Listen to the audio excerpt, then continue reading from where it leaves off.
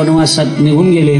त्या ठिकाणी चित्रकूट पर्वतावर त्या ठिकाणी बरेच दिवस राहिले आणि प्रसंग असा झाला पंचवटीच्या ठिकाणी भगवान होते आणि प्रसंग असा झाला की रावणाची बहीण, तिचं नाव आहे शूर्पणखा, ती शूर्पणखा त्या ठिकाणी आली।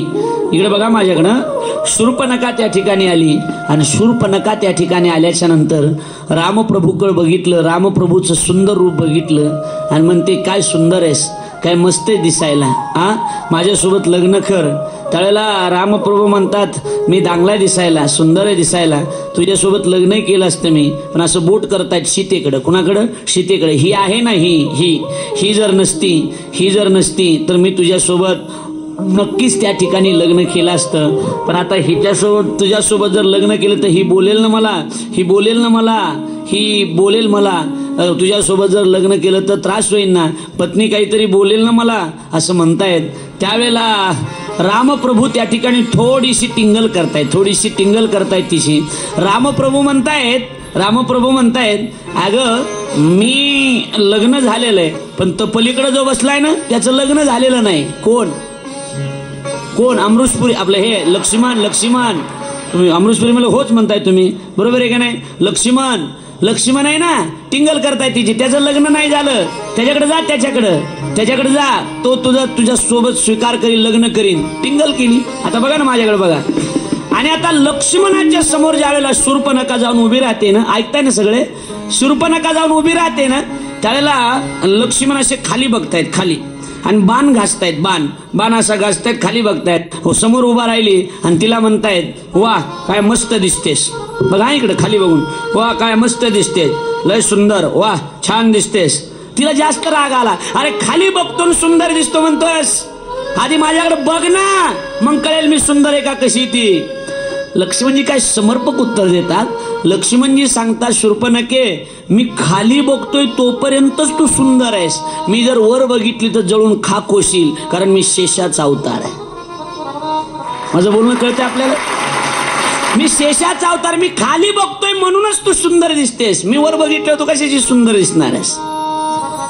राग आला, रागाच्या भरामध्ये नाक कान त्या ठिकाणी कापलं गेलं। आपल्याला आता मूळ विषयावर यायचं असल्यामुळे थोडंसं लवकर जावं लागेल ना, मूळ विषयावर यायचंय। नाक कान कापलं गेलं। शूर्पणखा आता रावणाच्या दरबारात गेली, रावणाचे ते चालू होतं, त्या ठिकाणी नृत्य चालू होतं, बंद केले। ए रावणा, इथं काय नृत्य करत बसलास, तुझं नाक कान कोणी कापलं ताई सांग? लक्ष्मणानं कापलं। त्यांना मी जाऊन धडा शिकवतो। त्यावेळेला तिनं सांगितलं काहीच करू नको, त्यांच्याजवळ एक सुंदर बालिका आहे, जा आणि तिला पळून घेऊन ये। 2 राजकुमार आहेत आणि त्यांच्याजवळ एक सुंदर स्त्री। आता बघा ना राजा रावण हसायला लागला, मनातल्या मनात खुश झाला, म्हणला 2 सुकुमार आहेत का? म्हणे हा। त्यांच्याजवळ एक सुंदर स्त्री आहे का? म्हणे हा। मग ठीक आहे, रावण म्हणतोय आता माझ्या उद्धाराचा काळ जवळ आलाय, कारण रावणाला नारदानं सांगितलं होतं ना, रामप्रभू येणार आहे, तुला मारणार आहे, तुझा उद्धार होणार आहे। वा, मग आता मला तयारी करावी लागेल। मारीची मामाला सोबत घेतायत, ऐका माझं, आणि जातायत त्या ठिकाणी हरिण होतोय। मारीची मामा हरिण झाला। मारीचीला सांगितलं होतं चाल, मरायचंय तुला, हरिण होऊन मरायचंय, आणि तिकडे येऊन नाही मेलास तर मी मारणार आहे तुला। लक्षात आलं का नाही? मी मारणार आहे तुला। विचार केला, याच्या हाताने मरण्यापेक्षा रामाच्या हाताने मेलेलं कधी चांगलं। हरिण होत आहेत, आणि हरिण झाल्याच्या नंतर त्या ठिकाणी सोन्याचं हरिण, सीता आणि रामप्रभू बसलेले आहेत, सांगतायत की बोट दाखवते सीता ते हरिण, सोन्याचं हरिण मला पाहिजे, त्याची चोळी मला शिवायची।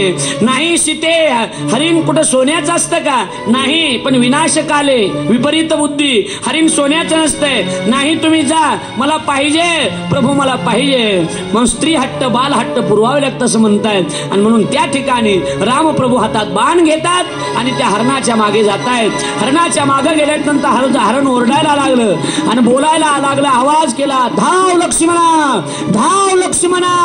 हरिण म्हणायला लागलं, धाव लक्ष्मणा। हे शब्द सीतेच्या कानावर गेले। सीतेनं लखनजीला सांगितलं की लखनजी तुम्हाला जावं लागणार आहे, माझे प्रभू संकटात आहेत, तुम्हाला जावं लागणार, तुम्हाला आवाज देत आहेत। त्यावेळेला लक्ष्मणानं सांगितलं नाही भाभी, माझे प्रभू कधी संकटात येऊ शकत नाही, माझे प्रभू आहेत ते, नाही तुम्ही जा, माझे प्रभू संकटात आहेत। लक्ष्मणजी जात नाहीत। रामायणात फार सुंदर आलंय, काही अभद्र शब्दामध्ये सीता लक्ष्मणाला बोलते। शब्द फार विचित्र आहेत, सांगता येणार नाही तेवढी विचित्र आहेत. सीता म्हणते, आलं माझ्या लक्षात लखनजी, आलं माझ्या लक्षात, आता मला कळालं की तुम्ही रामाबरोबर वनवासाला का आलात. तुमच्या डोळ्यापुढं फक्त मी होते, माझी अपेक्षा ठेवून तुम्ही वनवासाला आलेला आहेत. शब्द मात्र बाणासारखे हृदयाला घुसले. लक्ष्मणजीला अतिशय वाईट वाटलं. एक रेष ओढली गेली, त्याला लक्ष्मण रेषा म्हणतायत, बरोबर आहे ना भाऊ. आणि सांगितलं याच्या पलीकडे आता जायचं नाही. आणि लखनजी निघून जात आहे. लखनजी गेले.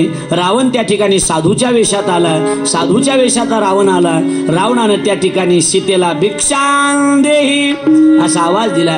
भिक्षा वाढ माते, भिक्षा वाढ असा आवाज दिल्याच्या नंतर ती लक्ष्मण रेषा होती ना, तिथं थांबली आणि भिक्षा वाढायला लागली. सांगितलं अलीकडे येऊन भिक्षा वाढ, मी मध्ये येऊ शकत नाही. रावण सुद्धा येऊ शकत नाही, कारण ती रेषा लक्ष्मणाची, शेषाची. त्याला माहित होतं आपल्या बहिणीचं जर यानं नाक आणि कान कापलं असेल तर याच्या रेषेनं आपल्याला सुद्धा जाळून टाकील. हा मला पुढे जायचं नाही.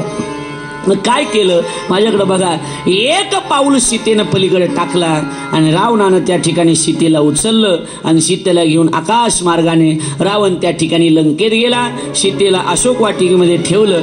राम आणि लखनजी दोघंही परत आले तर आश्रमात सीता नाही. आणि सीतेच्या शोधार्थ आता राम प्रभू आणि लखनजी त्या ठिकाणी फिरतायत. दोघं जण, दोन भाऊ सीतेच्या शोधार्थ फिरतायत. कधी झाडाला, कधी वेलीला, कधी फुलांना विचारतात, पाहिली का आमची सीता, बघितली का आमची सीता.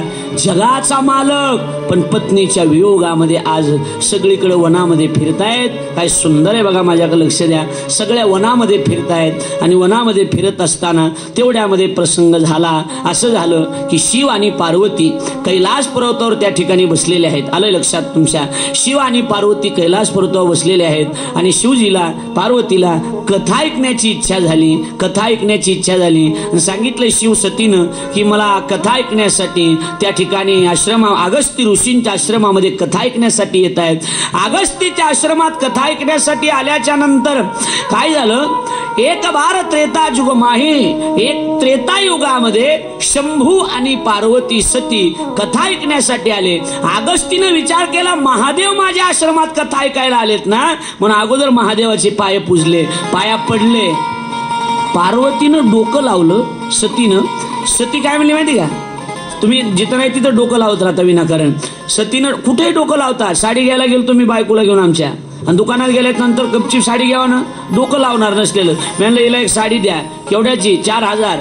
4,000 म्हटल्यावर आमची बायको म्हणते कमी करा, कमी करा, मी जुनं गिरायक आहे तुमचं, 9 वर्ष झालं याच दुकानात साड्या घेते. दुकानदार म्हणला दुकान टाकून 3 महिने झालं बाई, असं बोलू नका.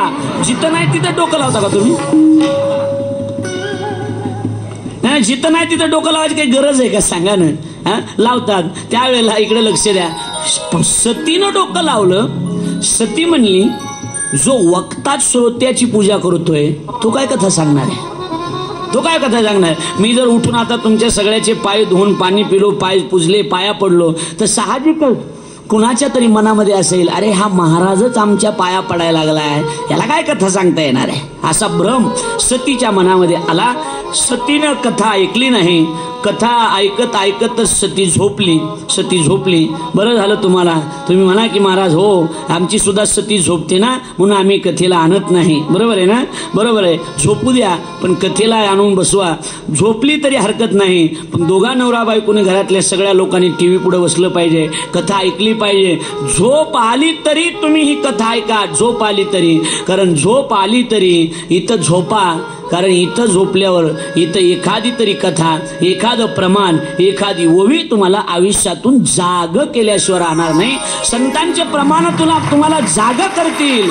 झोपलेल्या जगाला जाग करण्याचं काम संतांनी केलं. उठा जागे भारे आता, उठा जागे भारे आता, स्मरण करा पंढरीनाथा, स्मरण करा पंढरीनाथ. भावे चरणी ठेवा माता, भावे चरणी ठेवा माता. कवी व्यथा जन्माच्या धनधारा पुत्र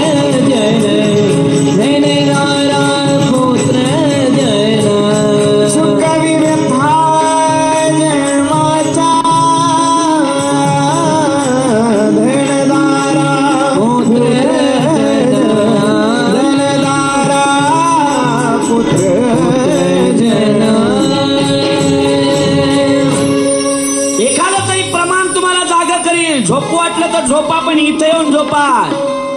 सांगू आपण सुभाष बोला, गाद्या टाकून द्या इथं, मस्त येत जा, झोप जा, आरतीला उठो जाओ, बस चलू द्या. पण पुन्हा कथा संपल्यावर घरीच जा, नाही तर आळंदीला जासाल तिकडे पंढरपूरला. झोपा पण इथं येऊन झोपलं पाहिजे. ऐका, सती झोप घेते, शिवजी कथा ऐकतात. आता झालंय, आलंय मुद्द्यावर. शिव आणि सती दोघ जण त्या ठिकाणी कथा ऐकून विमानामध्ये बसून कैलासावर जात असतात. कैलासावर जात असताना नेमकं शिवजीच्या दृष्टीला आता रामप्रभू दिसतायत. खालून रामप्रभू चाललेत ना, रामप्रभू दिसतायत. आणि रामप्रभूला बघितलं आणि शिवजींनी रामप्रभूला नमस्कार केला. जय सच्चिदानंद जग पावन, जय सच्चिदानंद जग पावन अशी घोषणा केली आणि दर्शन केलं. शिवजींनी रामप्रभूचं दर्शन केलं. त्यावेळेला सती म्हणते, शिवजी तुम्ही कुणाचं दर्शन केलंय? तुम्ही जय सच्चिदानंद जग पावन कुणाला म्हणलाय? त्यावेळेला त्यांनी सांगितलं की ते माझं परब्रह्म आहे आणि त्या सच्चिदानंदाला मी नमस्कार केलाय. त्यावेळेला ती सती म्हणते, शिवजी जे बायको हरवली म्हणून रस्त्यानं रडत चालतंय ते तुमचं सच्चिदानंद, त्याला तुम्ही सच्चिदानंद म्हणतात? बायको हरवली आणि चाललंय आणि तुम्ही त्याला सच्चिदानंद म्हणतात? शिवजी विचार करतायत की हिला असं पटणार नाही. बायकांना किती जरी समजून सांगितलं तरी पटेलच असं काही नाही, बरोबर आहे का नाही? अजिबात नाही. काही गोष्टी पटतच नाहीत. किती समजून सांगण्याचा प्रयत्न केला तरी बायकांना काही गोष्टी पटत नाहीत. म्हणून सतीला सुद्धा काही गोष्ट पटली नाही, की सतीला सुद्धा पटलं नाही. आणि सती म्हणते की शिवजी असलं तुमचं परब्रह्म? शिवजी म्हणतायत, तुझी जर इच्छा असेल तू एक काम कर. तू काय कर? जो तुम रे मन अति संदेह,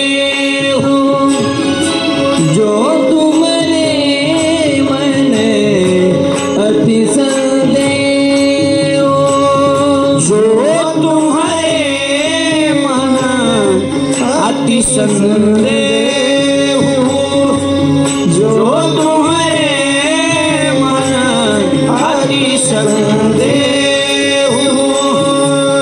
तो कीन जाओ परीक्षा ले हो, तो कीन जाओ परीक्षा ले हो, जो तुम रे मने अति संदेह, जो तुम रे मने अति संदेह, जो तुम्हारे मन अति संदेह, जो तुम्हारे मन अति संदेह,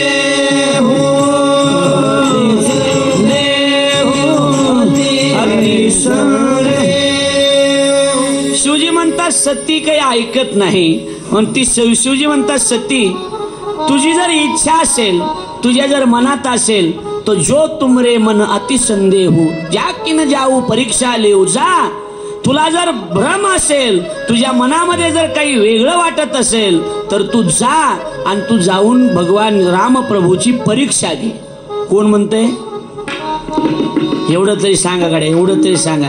नुसते अशा करतात बघ, जशी ज्ञानेश्वरी पाठ आहे. एक जण माझ्या पुढे बसली, मला असं करायची. मला वाटतं तिचा लय अभ्यास आहे. कथा झाल्या मी सुभाष बोलू विचारलं, म्हणलं भाऊ लय अभ्यास आहे म्हातारीचा. म्हणले बहिरी ती आता काय हाणून घेता का अशा बहिरी पुढे? काय करतात सांगा. लखनजीने ओळखलं गोष्ट खरी, पण तरीही ती सती सीतेच्या रूपात रामप्रभूच्या समोर जाऊन उभी राहिली. रामप्रभूनं स्मित हास्य केलं आणि रामप्रभू म्हणतात एकटीच कुठं फिरते आई, एकटीच कुठं फिरते? माझे बाबा आले नाहीत का? माझ्या बाबाने तुला घराच्या बाहेर तर काढलं नाही ना? मग अशा सीतेच्या रूपात तू का ग आई, तिचं नाव तुकाई, तिचं नाव तुळजाई, ती तुळजापूरची भवानी. माझ्याजवळ आले, मला मिठी मारली तर समजायचं हे परब्रह्म नाही. आणि त्यांनी जर मला सती म्हणून ओळखलं तर समजायचं हे परब्रह्म आहे. म्हणून सीतेचं रूप धारण केलं आणि सीतेचं रूप धारण करून त्या ठिकाणी सती येते. सती अर्थात भगवान शिवजीची सती पार्वती त्या ठिकाणी येते. रामप्रभू बाजूलाच आहेत. पहिल्यांदा लखनजी ओळखतायत. बघा माझ्याकडे लक्ष द्या. लखनजी ओळखतायत की ही सीता नाही तर ही सती आहे. तुम्ही हुशार आहेत म्हणून काही भाव मानतो मी आपल्या पुढं. लखनजी ओळखतायत ही सीता नाही, ही कोण आहे? सती आहे. मुद्दा असा आहे बघा भाऊ, जिथं नौकर ओळखतो तिथं मालकाला ओळखायची काय गरज आहे? नौकरानंच वहिनी ओळखलं ना अगोदर, लक्ष्मणानं ओळखलं कोण? ही सीता नाही, सती आहे. रामप्रभूपर्यंत जायचं गरजच पडली नाही. पण ऐका ना, हिला वाटलं आपण जावं म्हणून काय झालं, लखनजीने ओळखलं गोष्ट खरी, पण तरीही ती सती सीतेच्या रूपात रामप्रभूच्या समोर जाऊन उभी राहिली. रामप्रभूनं स्मित हास्य केलं आणि रामप्रभू म्हणतात एकटीच कुठं फिरते आई, एकटीच कुठं फिरते? माझे बाबा आले नाहीत का? माझ्या बाबाने तुला घराच्या बाहेर तर काढलं नाही ना? मग अशा सीतेच्या रूपात तू का ग आई, तिचं नाव तुकाई, तिचं नाव तुळजाई, ती तुळजापूरची भवानी. आलं लक्षात माझं बोलणं तुमच्या? तू का ग आई, तू देवी भागवतात पुरावा आहे. तू का ग आई म्हणजे तुला सीतेच्या रूपात यायची काय गरज पडली ग आई? म्हणून तू का ग आई, ती झाली तुकाई, ती झाली तुळजाई आणि त्याचाच अपभ्रंश पुन्हा तुळजा, त्यामुळं त्या गावाला नाव पडलं तुळजापूर. कळते का मी काय सांगतोय ते? याचा अर्थ असा आहे की या 3.5 शक्तीपीठापैकी दुसरं पीठ म्हणजे हे पूर्ण पीठ आहे तुळजापूरचं. पहिलं पीठ महालक्ष्मी, दुसरं पीठ तुळजापूरची तुळजा भवानी. लक्षात येते? पुन्हा अशी फार मुद्दे सांगता येतील, फार मुद्दे सांगता येतील, कितीतरी कथा सांगता येतील, पण फक्त कथा आपल्याला ऐकायच्या नाही, त्या कथेतला भाव महत्वाचा आहे, त्याचा गाभा काढायचा आहे. कथा तर सगळ्या कथा तासाभरात सांगणं होतील भाऊ, सगळी 3.5 शक्तीपीठ मी एका भागात सांगू शकतो, पण त्या भागात त्या कथेमधला भाव काय आहे ते तुमच्या गळी उतरला पाहिजे. ही कथा आपल्याला काय शिकवते, काय शिकवते ही कथा हे बघणं महत्वाचं आहे. महिषासुराला मारलं, पण महिषासूर कोण? आमच्या संतांनी सांगितलं मोह हा महिषासूर आहे. आपल्या अंतकरणातला मोह ह्या महिषासूर राक्षस आहे. हे मिळा वाटणं, ते मिळा वाटणं, ते मला असणं, ते मला, हे मला, हे मला, अपेक्षा असते ना, अपेक्षा.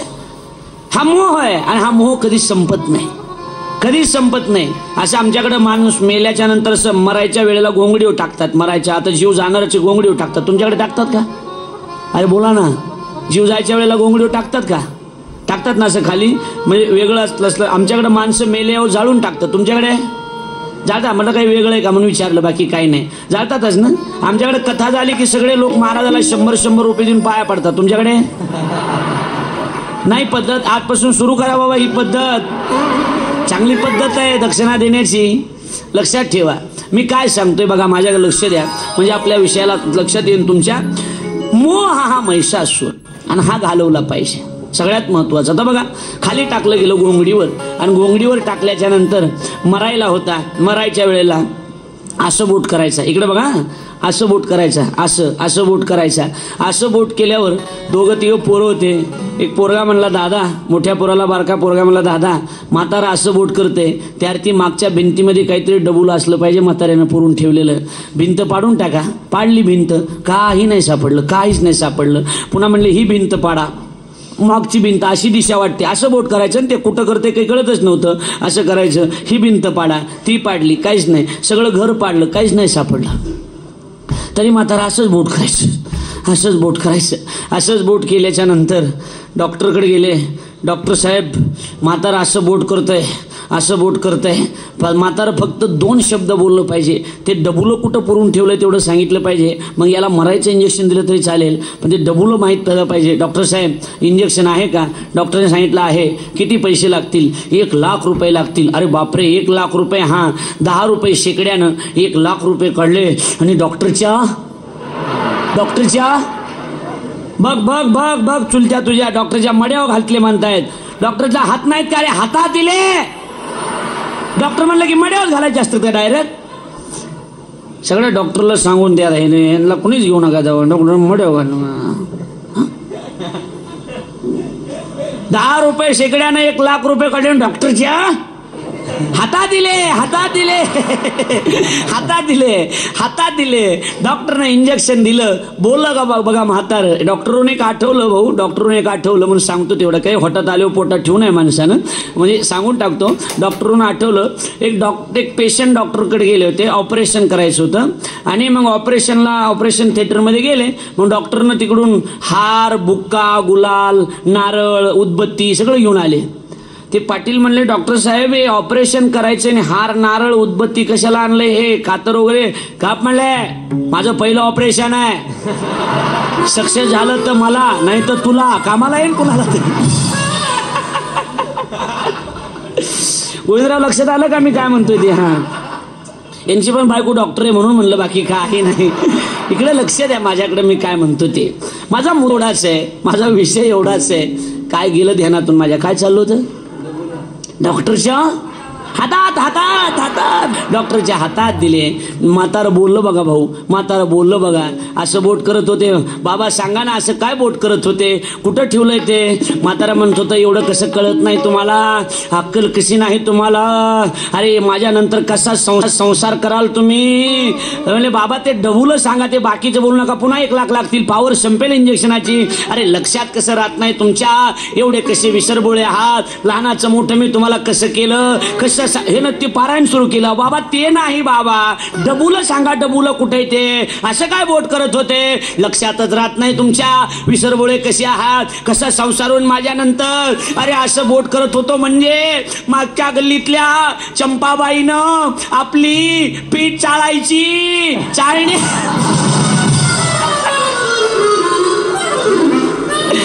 म्हातारही मेलं, घरही पडलं, 1 लाख रुपयेही गेले आणि हातामध्ये चाळणी आली. याला म्हणायचं मोह, याला म्हणायचं आशा, याला म्हणायचं दंभ. आणि हा दंभ, आशा, मोह, अहंकार नावाचा महिषासूर मारून टाकायचा. आणि तर तुम्ही खऱ्या अर्थानं तुळजाई व्हाल, तर तुम्ही खऱ्या अर्थानं रेणुका व्हाल, तर तुम्ही खऱ्या अर्थानं जगदंबा व्हाल.